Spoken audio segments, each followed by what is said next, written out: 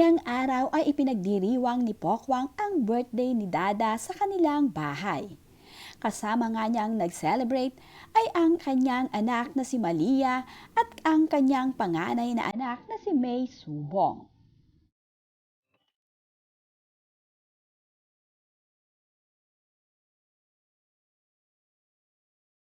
Pinlay ko na.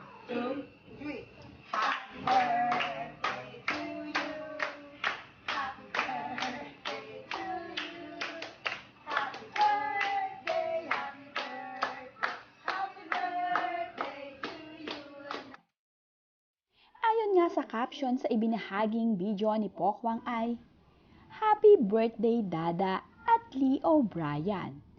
Pero ikaw at Malia O'Brien ang bida. Ha ha ha. Ayan na naman siya."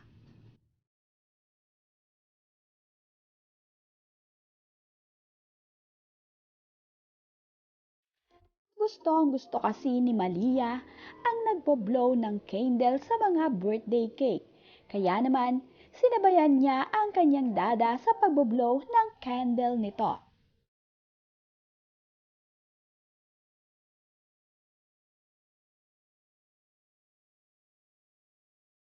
May mga nagsasabi naman na tila nga raw nagkabalikan na si Pokwang at Lee. Pero wala pa namang kumpirmado ito kina Pokwang at Lee.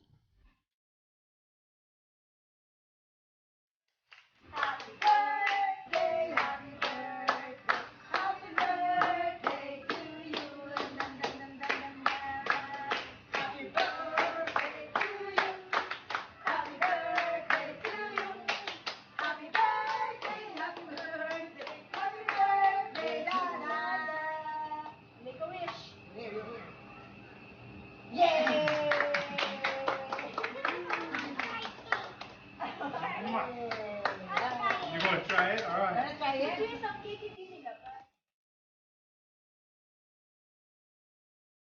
Nagpa-practice na nga raw kumanta si Malia upang sa kanilang caroling na gagawin ng kanyang ina na si Pokwang.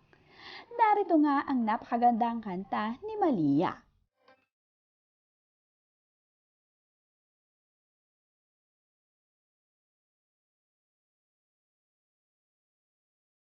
Oh, jingle bell, jingle all the way.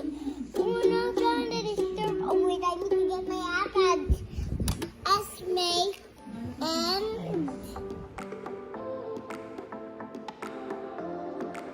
Binahagi na din ni Pokwang ang kanyang ipinapagawang bakasyunan nila ng kanilang pamilya sa Kamaya Coast. Ayon nga kay Pokwang ay natigil nga ang pagpapagawa nito dahil nagkaroon nga ng pandemya at natigil ang kanyang mga project.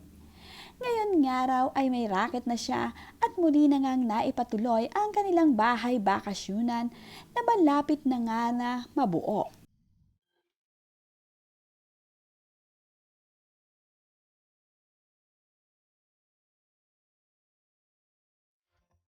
Ibabahagi nga raw ni Pokwang sa kanyang bagong vlog ang kabuuan ng video at kabuuan ng kanyang bahay.